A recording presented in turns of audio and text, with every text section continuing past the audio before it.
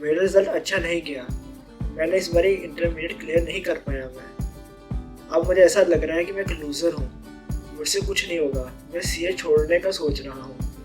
अगर आप सबके साथ भी ऐसा ही कुछ हो रहा है और आपको नहीं समझ लग रहा कि अब आप नेक्स्ट क्या करें, तो आप एक सही वीडियो के अंदर आए हैं। इस वीडियो में मैं आपको बताऊंगा कि एग्ज़ाम्स के रिजल्ट के बाद की क्या स्ट्रेटेजी होनी चाहिए, अब आपको क्या नेक्स्ट स्टेप लेना है।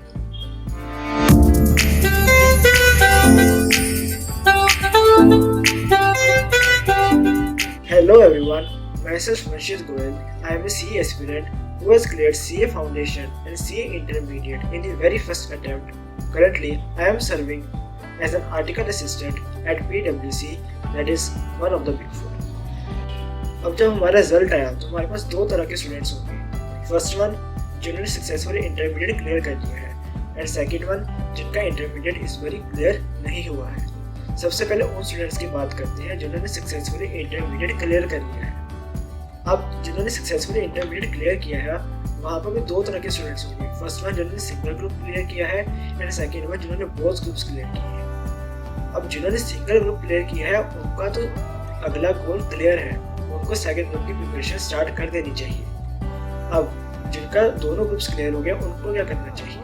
फर्स्ट ऑफ ऑल आपको मेक श्योर करना है कि आपकी ITOC ट्रेनिंग कंप्लीट होनी चाहिए। इसके बाद अब आपको आर्टिकलशिप के लिए प्लान करना है।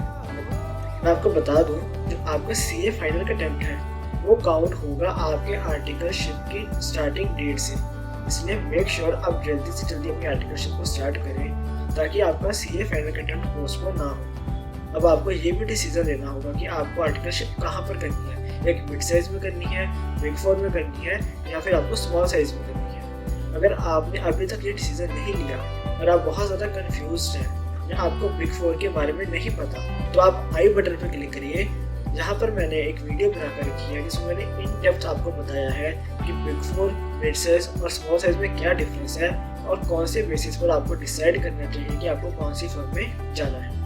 चलिए अब बात करते हैं वो स्टूडेंट्स की जो अनसक्सेसफुल रहे हैं। अब जो स्टूडेंट्स अनसक्सेसफुल रहे हैं वो बहुत ज़्यादा प्रोक्रेस्टिनेशन कर रहे होंगे, मतलब वो बहुत ज़्यादा सोच रहे होंगे कि अब मैं क्या करूँ, मुझे CA छोड़ देनी चाहिए। उनको ऐसा लग रहा होगा कि वो बहुत ज़्यादा फेलियर है, उनसे कुछ नहीं होगा, बहुत डाउनग्रेड वो फील कर रहे होंगे। तो मैं आपको बता दूँ कि आप वो स्टूडेंट्स हो जिन्होंने CA फाउंडेशन क्लियर किया है, आप वो स्टूडेंट्स हो जो इंडिया की one of the toughest exam में बैठ कर रहे हैं जिसको आपने अटेम्प्ट किया है।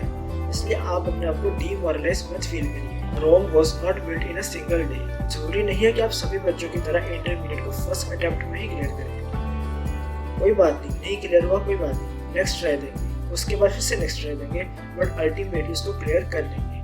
हाँ, अब वो स्टूडेंट्स जिनको 5-6 अटेम्प्ट्स लग गए हैं उनकी बात अलग है। अगर आप CA को छोड़ने का सोच रहे हो तो it is not a bad idea, ठीक है।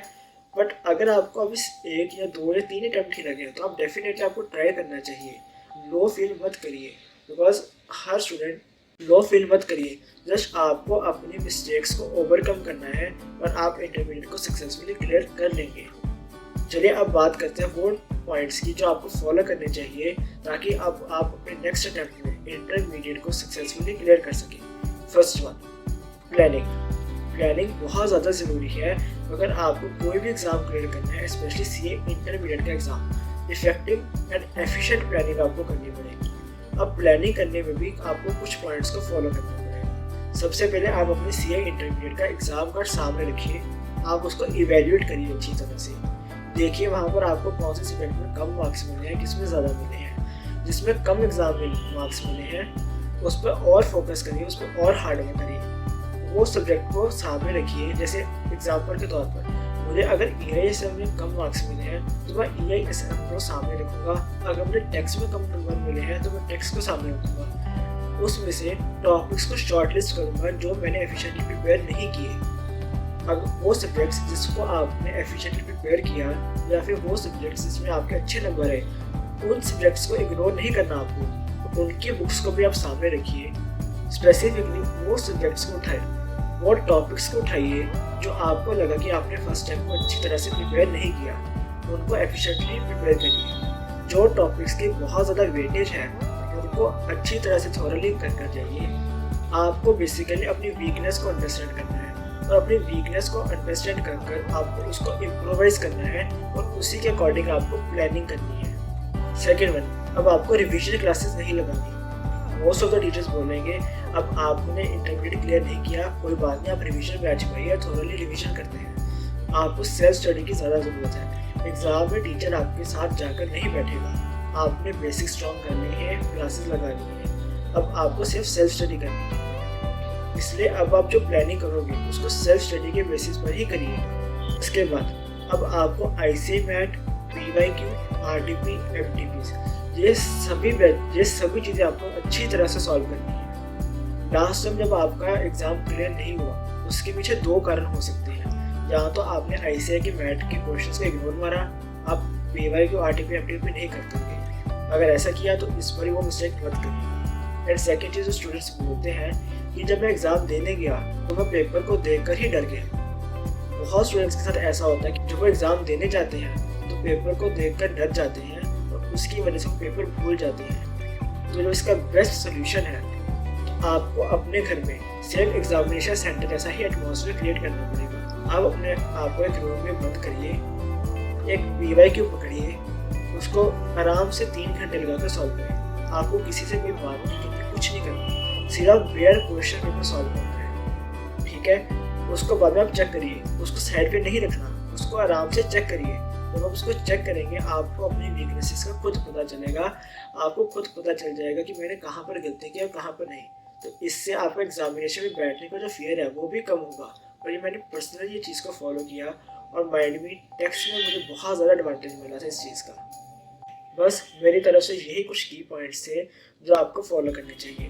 मैं आपको कंक्लूड करके बता देता हूँ वो की पॉइंट्स जो आपको मस्ट एंड मस्ट फॉलो करने पड़ेंगे। सबसे पहला तो प्रोक्रेस्टिनेशन अवॉइड कर दीजिए, प्रोक्रेस्टिनेशन मत करिए, 1-2 दिन लगाइए, उसके बाद बैक टू नॉर्मल। सेकेंड, आपको एफिशिएंट प्लानिंग करनी है। एंड थर्ड वन, आपको बहुत ज़्यादा सेल्फ स्टडी करनी है, रिविजन बैचेस नहीं लगानी। आई होप आपको ये वीडियो अच्छी लगी है।